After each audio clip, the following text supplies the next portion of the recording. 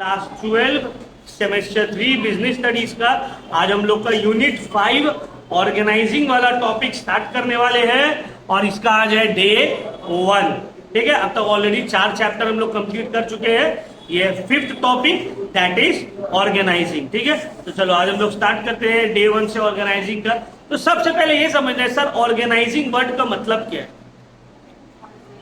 जैसे कि देखो नाम से ही समझ में आ रहा है, ऑर्गेनाइजिंग मतलब ऑर्गेनाइज करना। क्या ऑर्गेनाइज करना है, बोलो क्या चीज को ऑर्गेनाइज करना को ऑर्गेनाइजिंग बोलते हैं। एनीथिंग, ठीक है ना, कोई भी मैनेजमेंट एक्टिविटी हो गया।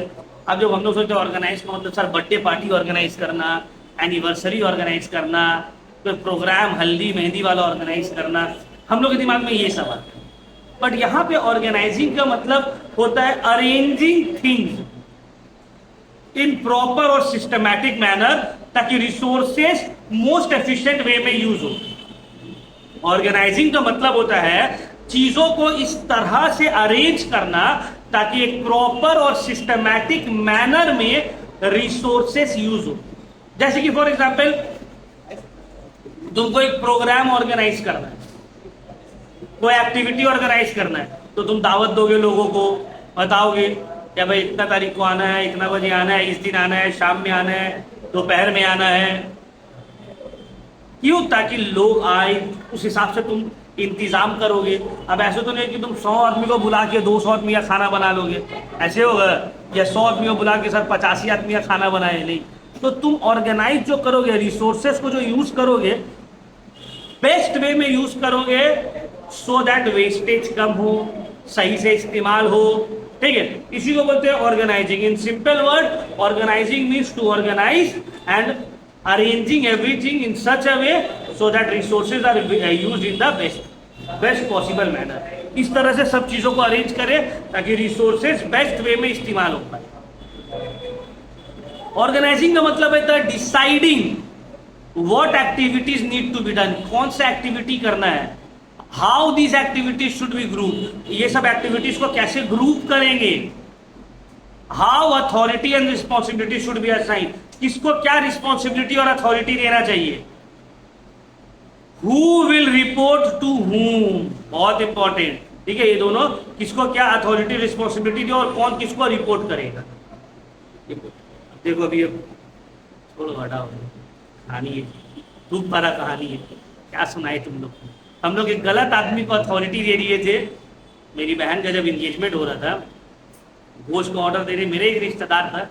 अब उसको हम लोग दे दिए कि हाँ भाई आप जो है गोश्त का आपका वो जिम्मेदारी है, 50 केजी आएगा, उसको पैसे वैसे दे दिए। वो क्या किया, 40 केजी का ऑर्डर दिया, 10 केजी का पैसा अपने पास रख दिया। हमको ना कुछ थोड़ा डाउट हुआ उसके ऊपर, कुछ तो मामला है। इतना ज्यादा एक्साइटेड था गोश्त लाने के लिए, हम ही लाएंगे हम ही लाएंगे। हम पैसा तो दे दिया, घर का दामाद ही लगता था।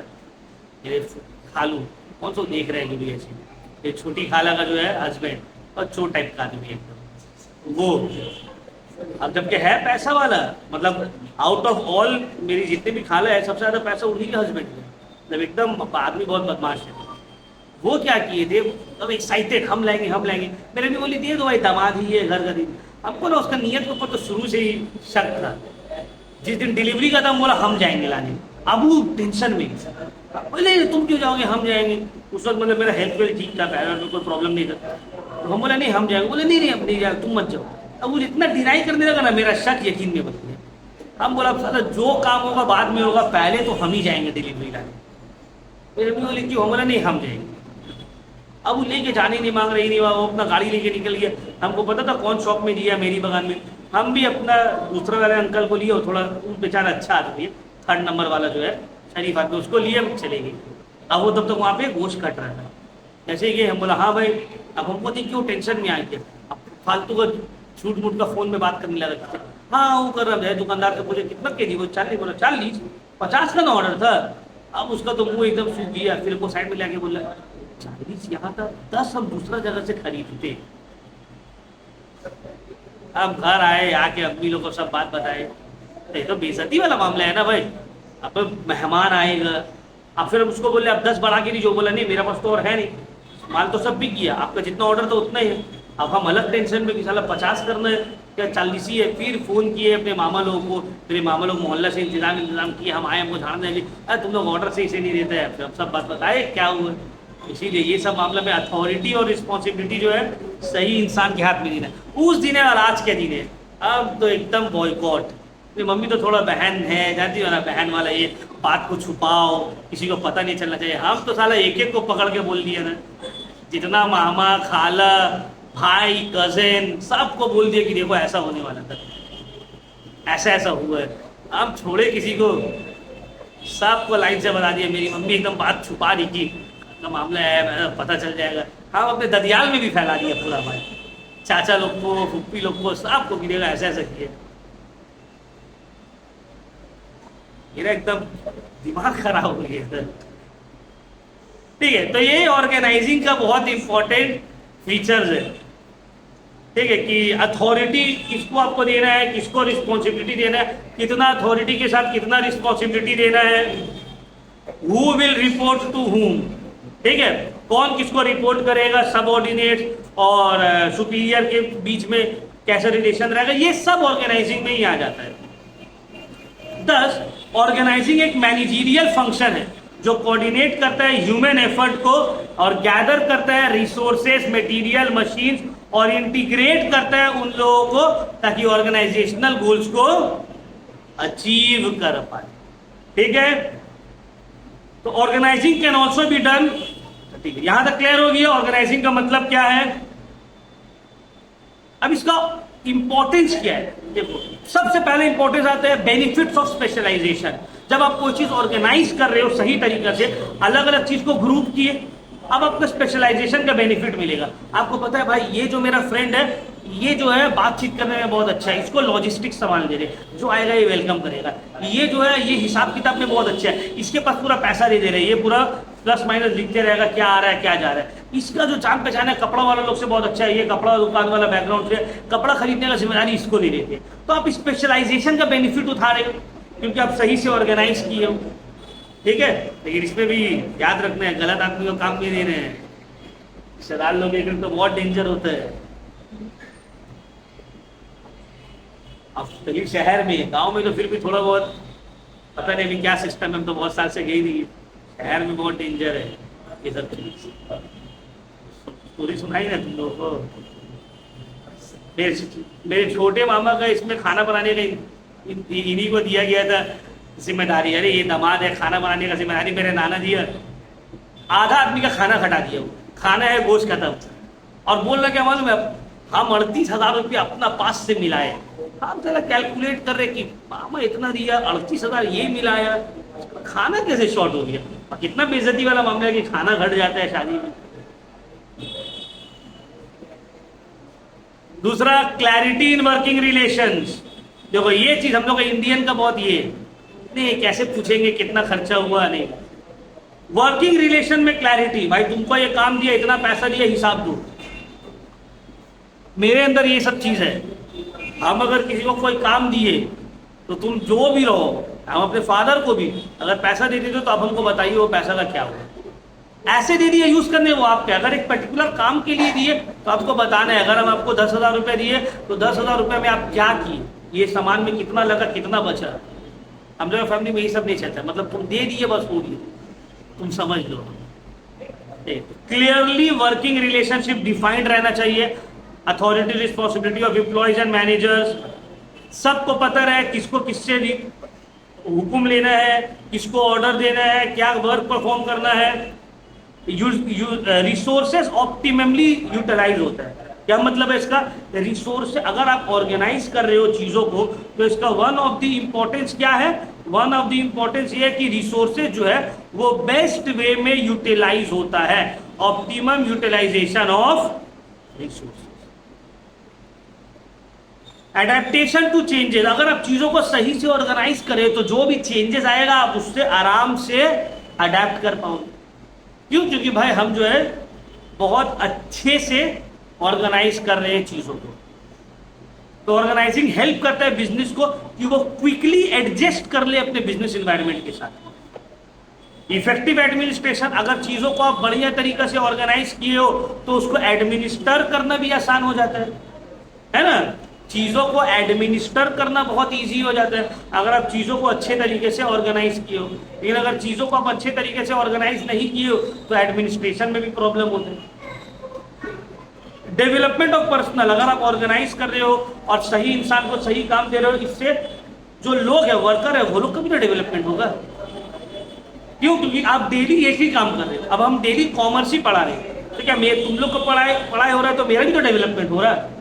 हम वो चीज को, कॉन्सेप्ट को और अच्छा और डेप्थ में समझते जा रहे हैं और बेटर वे में करते जा रहे हैं। और अगर अच्छे से आप ऑर्गेनाइज कर रहे हो तो एक्सपेंशन एंड ग्रोथ का चांसेस और ज्यादा इंक्रीज हो जाता है। और ज्यादा क्या हो जाता है? बढ़ जाता है, इंक्रीज हो जाता है। Steps in the process of organising, तो कोई चीज को ऑर्गेनाइज करने का क्या स्टेप है? पहला तो है काम को आइडेंटिफाई करो और डिवाइड करो। क्या काम है, छोटा छोटा हिस्सा में बांट दो, ठीक है, पहला काम, पहला प्रोसेस। डिपार्टमेंटलाइजेशन, डिपार्टमेंटलाइजेशन मतलब सिमिलर काम को सेम ग्रुप में डाल दो।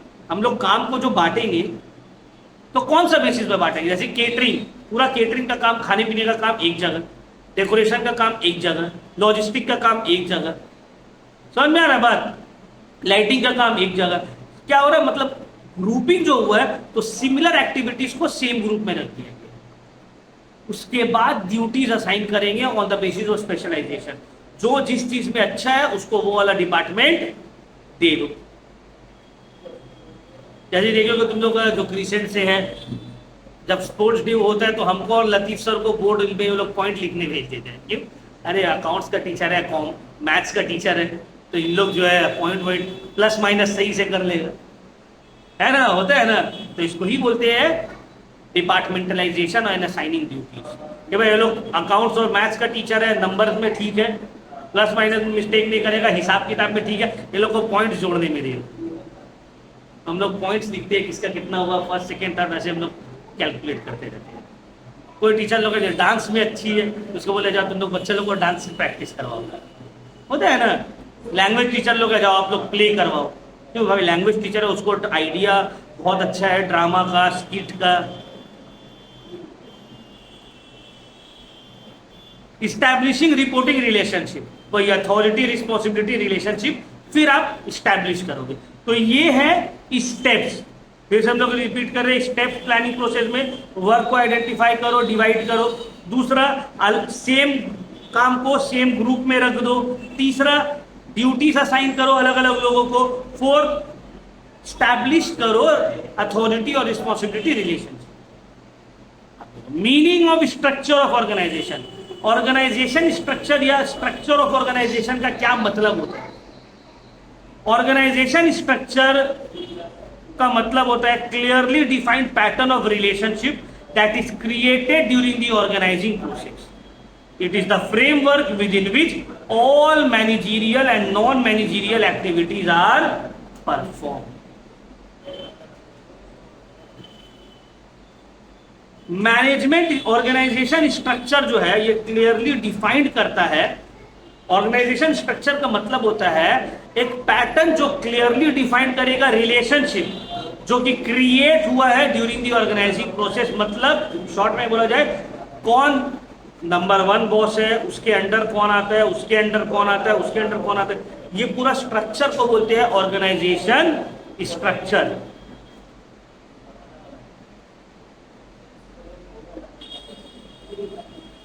अब form of organisation structure depend करेगा मैनेजमेंट का स्पैन और स्पैन ऑफ कंट्रोल। मैनेजमेंट कितना कंट्रोल चाहता है, कितना नंबर ऑफ सब ऑर्डिनेट्स रहेगा एक मैनेजर के अंदर ताकि उसको इजीली सुपरवाइज किया जा सके, ये सब ध्यान में रखा जाता है ऑर्गेनाइजेशन स्ट्रक्चर को डिजाइन करने से पहले।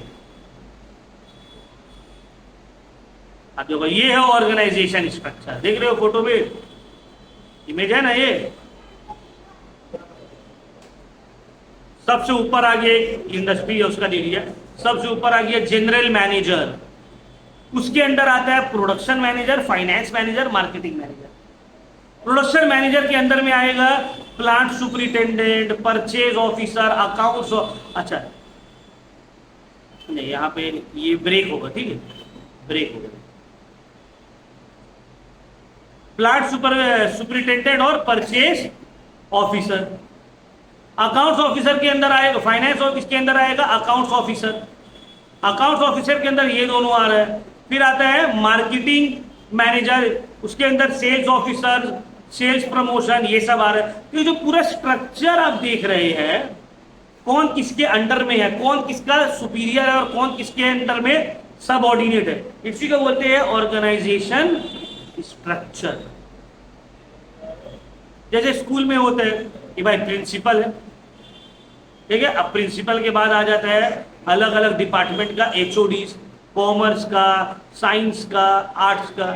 अब कॉमर्स के अंदर जितना टीचर है वो ये एचओडी के अंदर आ गया, साइंस का जितना टीचर आ गया, आर्ट्स का जितना टीचर है आ गया। इस तरह से रहेगा ऑर्गेनाइजेशन स्ट्रक्चर, या क्लास के बेसिस पे रहेगा कि sir primary, secondary, higher secondary. Primary का एक कोऑर्डिनेटर रहेगा, सेकेंडरी का एक रहेगा, हायर सेकेंडरी का एक रहेगा। ये लोग तीनों रिपोर्ट करेगा प्रिंसिपल को। फिर प्राइमरी के अंदर बहुत सारे टीचर है, सेकेंडरी में बहुत सारे टीचर है, हायर सेकेंडरी में बहुत सारे टीचर है। ये सब ऑर्गेनाइजेशन स्ट्रक्चर, ठीक है ना। कौन सा फॉलो हो रहा है ये डिपेंड करेगा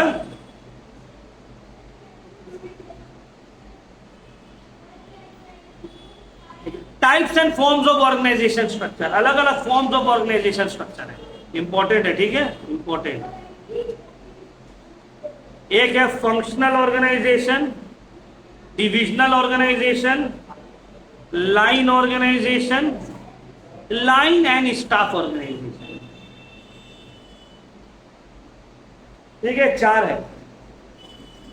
functional organisation, divisional organisation, line organisation, line and staff organisation.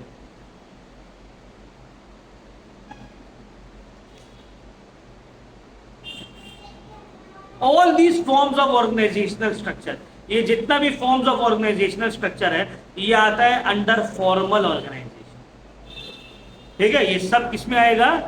Formal organisation. Sir functional organisational structure का मतलब क्या होता है? अच्छा पहले हम तुम लोग को फॉर्मल एंड इनफॉर्मल समझा दे, होपफुली तुम लोग को पता भी होगा। फॉर्मल ऑर्गेनाइजेशन का मतलब होता है जहां पे आप एक वर्क प्लेस में काम कर रहे हो, फॉर्मल रिलेशनशिप है आप लोगों के बीच। और इनफॉर्मल स्ट्रक्चर का मतलब होता है या जहां पे आपके बीच में पर्सनल रिलेशनशिप है, ऑफिशियल रिलेशन नहीं है। जैसे कि फॉर एग्जांपल हम स्कूल गए पढ़ाने, अब स्कूल में प्रिंसिपल है, हम है, बाकी सब टीचर्स हैं, तो हम लोग के बीच में जान पहचान है। कैसा जान पहचान है? फॉर्मल। भाई हम वहाँ पढ़ाते हैं, वो वहाँ के प्रिंसिपल है, ये वहाँ के टीचर है, हम लोग कलीग्स है, ऑफिस प्लेस में मिलते हैं, काम का बात करते हैं, सब अपना अपना घर। हम घर आ गए, मेरा कुछ फ्रेंड है जिसके साथ हम घूम रहे, फिर रहे, खा रहे, पी रहे, उसके साथ भी मेरा रिलेशन है। कैसा रिलेशन है? Informal relation, personal relation. Formal relation में रूल्स डिफाइन रहते हैं। अब हम तो प्रिंसिपल को जाके नहीं बोलेंगे चले चाय मंगाए, नाश्ता करेंगे, चलो, होगा नहीं। क्यों? क्योंकि हम लोग के बीच में एक रिलेशनशिप जो है वो ऑफिशियल रिलेशन है, फॉर्मल रिलेशन है, काम से काम जिसको हम लोग बोलते हैं। लेकिन अपने दोस्त को तुम बोल सकते हैं भाई चल यहाँ खाएंगे, ये मंगाओ, ये खाएंगे। क्यों? हम लोग के बीच में पर्सनल रिलेशन है, कोई रिटर्न रूल्स नहीं है, दोस्ती आ रही है। बहुत सारा टाइम फॉर्मल रिलेशन इनफॉर्मल में कन्वर्ट हो जाता है। हम स्कूल गए, अब वहाँ पे टीचर्स के साथ फॉर्मल रिलेशन था, अब दो तीन के साथ बहुत अच्छा दोस्ती हो गया, हम फिर स्कूल के बाद भी हम लोग मिल रहे, घूम रहे, फिर रहे। तो फॉर्मल रिलेशन से इनफॉर्मल रिलेशन आ गई, ठीक है। तो इसको हम लोग डिटेल में आगे करेंगे, अभी हम शॉर्ट में समझा देते हैं। ये जितना भी ऑर्गेनाइजेशनल स्ट्रक्चर है ये सब फॉर्मल ऑफिशियल है। तो फंक्शनल ऑर्गेनाइजेशनल स्ट्रक्चर का क्या मतलब होता है? देखो,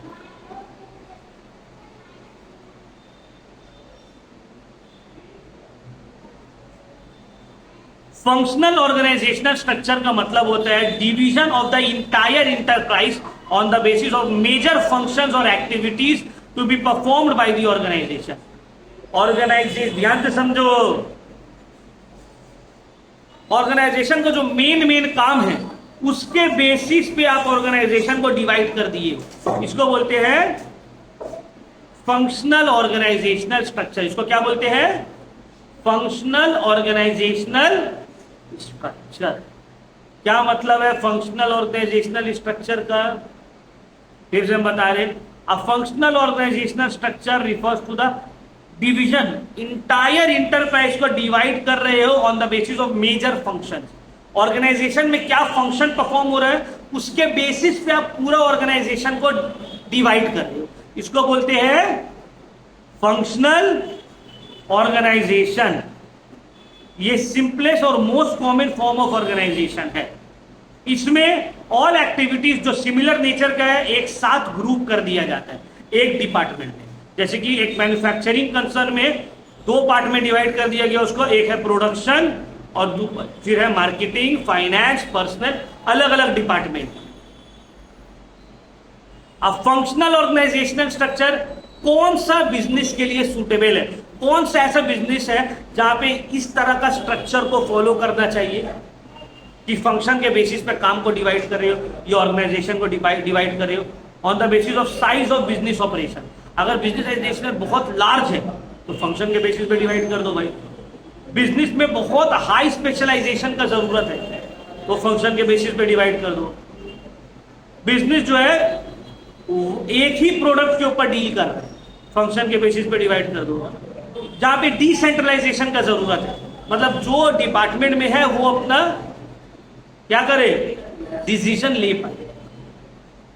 अब एडवांटेजेस क्या है, वही सेम स्पेशलाइजेशन का बेनिफिट, मैनेजमेंट का एफिशिएंसी बढ़ जाएगा, काम डुप्लीकेट नहीं होगा, मतलब एक इंसान एक ही काम करेगा, ट्रेनिंग भी होने लगेगा, सब फंक्शन को इक्वल इंपॉर्टेंस और वेटेज मिलेगा, कोऑर्डिनेशन और कंट्रोल और बेटर वे में हो पाएगा। डिसएडवांटेज, ऑर्गेनाइजेशन को ऑब्जेक्टिव को यहाँ पे इंसान नहीं ध्यान देते हैं, अपना डिपार्टमेंट को ऑब्जेक्टिव को ध्यान देते हैं। हम बना लिए, मेरा काम हो गया। हम प्रोडक्शन डिपार्टमेंट में है, प्रोडक्शन डिपार्टमेंट में सब अच्छा चल रहा है, अब ऑर्गेनाइजेशन डूबे तो डूबे, ये एक डिसएडवांटेज है। इंटर डिपार्टमेंटल कोऑर्डिनेशन में प्रॉब्लम होता है। मार्केटिंग डिपार्टमेंट कस्टमर से बात कर रहे हैं, उसको पता है प्रोडक्ट कैसा चाहिए, क्या डिमांड में, लेकिन प्रोडक्शन डिपार्टमेंट बोल रहा है कि नहीं वैसा प्रोडक्ट अच्छा नहीं होगा, हमको ऐसे करना है। क्लियर हो रहा है पॉइंट? कॉन्फ्लिक्ट, अलग अलग डिपार्टमेंट हेड्स आपस में कॉन्फ्लिक्ट हो जाते हैं, प्रॉब्लम हो जाता है। इनफ्लेक्सिबिलिटी रहता है इंप्लॉय का, क्योंकि उसको एक ही फंक्शन एक ही काम बार बार करने को मिलता है। नेक्स्ट आता है डिविजनल स्ट्रक्चर। क्या मतलब है डिविजनल स्ट्रक्चर का? फंक्शनल स्ट्रक्चर में कौन सा बेसिस पे ऑर्गेनाइजेशन डिवाइड हो रहा है? On the basis of functions, है ना। डिविजनल स्ट्रक्चर में ऑर्गेनाइजेशन डिवाइड हो रहा है the division of the entire enterprise on the basis of major product manufacture, product के बेसिस पे डिवाइड हो रहा है। अब ये मेनली सूटेबल रहते हैं वो ऑर्गेनाइजेशन में जहां एक से ज्यादा प्रोडक्ट बनता है, जैसे कि टाटा सॉल्ट भी बनाता है, टाटा स्टील भी बनाता है, टाटा स्पाइसेस भी बनाता है ना, टाटा कार भी बनाता है, हैवी व्हीकल्स भी बना रहा है ना। तो टाटा तो बहुत सारा प्रोडक्ट बना रहा है। Divisional structure on the basis of product, Tata salt अलग है, टाटा स्टील अलग है, टाटा मोटर्स अलग है, टीसीएस जो है टाटा कंसल्टेंसी सर्विसेज सॉफ्टवेयर उसका अलग है। तो ये हो गया डिविजनल स्ट्रक्चर, प्रोडक्ट के बेसिस पे डिवाइड किया गया है ना, प्रोडक्ट के बेसिस पे डिवाइड किया गया है ना भाई।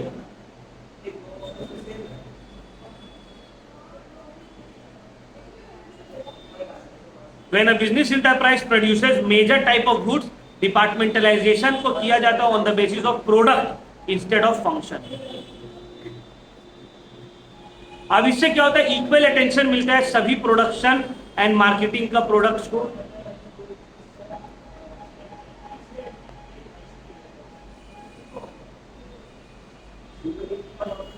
अदरवाइज सम प्रोडक्ट रिसीव करेगा more attention while others neglect हो जाएगा।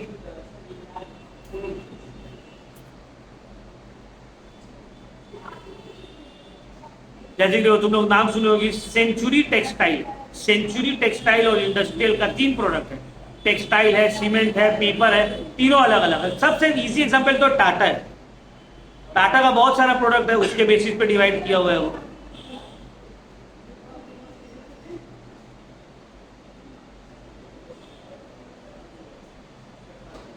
अब देखो suitability of divisional organisational structure, जब बिजनेस एंटरप्राइज एक से ज्यादा प्रोडक्ट बना रहा है, जहां पे प्रोडक्ट में स्पेशलाइजेशन का जरूरत है, क्योंकि अलग अलग मैन्युफैक्चरिंग टेक्नोलॉजी यूज हो रहा है। भाई सॉल्ट बनाने में जो टेक्नोलॉजी यूज हो रहा है, कार बनाने में वही यूज होगा क्या? टाटा मोटर कार अलग टेक्नोलॉजी से बना रहा है, नमक अलग टेक्नोलॉजी से बना रहा है। ग्रोइंग कंपनी जो प्लान कर रहा है एक से ज्यादा प्रोडक्ट में डील कर देगा इन फ्यूचर। सर्विस सेक्टर जहां मल्टीपल सर्विसेज दिया जा रहा है, जैसे कि एक ऐसा फर्म है जो एक से ज्यादा सर्विस दे रहे हैं। इसका एग्जांपल ले सकते हैं हम लोग, जैसे कि ऐसे याद नहीं आ रहा कौन सा फर्म है जो एक से ज्यादा सर्विसेज में डील कर रहा है।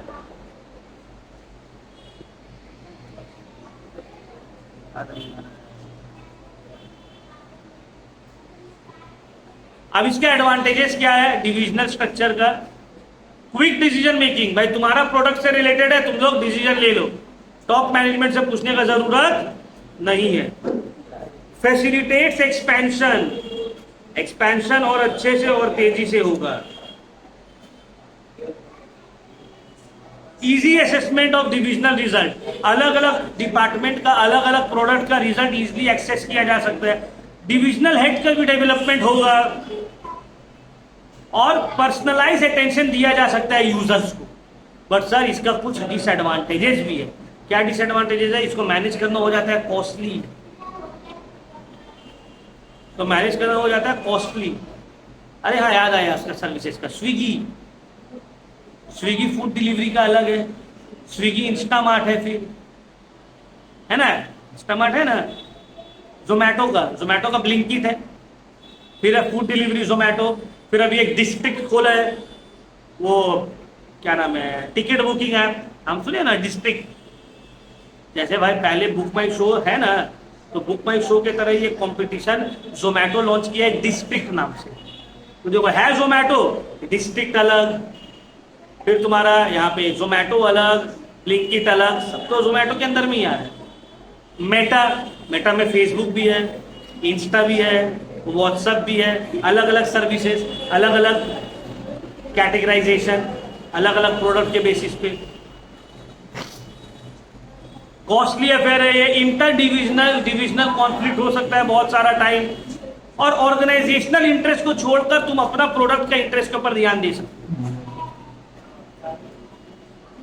ठीक है, नेक्स्ट आते हैं हम लोग लाइन ऑर्गेनाइजेशन, लंबा चैप्टर।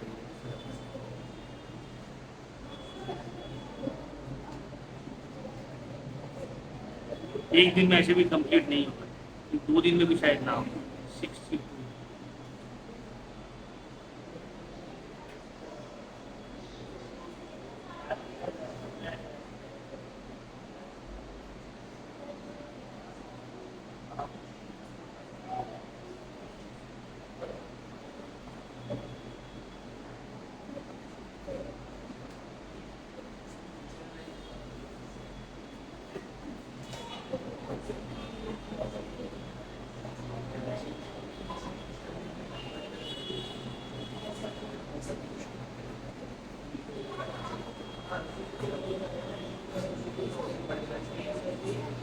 Line organisation. अच्छा यही तक रखती है, ठीक है। लाइन ऑर्गेनाइजेशन से नेक्स्ट क्लास स्टार्ट करेंगे। लाइन ऑर्गेनाइजेशन से we will start from the next class, क्योंकि तुम लोग ऑलरेडी हिंदी का क्लास किए, लंबा हो जा रहा था, और ऐसे भी एक क्लास तो मेरा और लगेगा इसको कंप्लीट करने में। ठीक कर लेना, नेक्स्ट क्लास हम लाइन ऑर्गेनाइजेशन से स्टार्ट करेंगे, ठीक है। तो क्विक समरी एक बार दे रहे हैं हम। फंक्शनल ऑर्गेनाइजेशन में ऑर्गेनाइजेशन डिपार्ट होता है on the basis of, divide होता है on the basis of functions. और दूसरा अभी जो किए डिविजनल स्ट्रक्चर में ऑर्गेनाइजेशन डिवाइड होता है on the basis of product, याद रखना है, ठीक है, इतना एटलीस्ट। तो we will continue in the next class.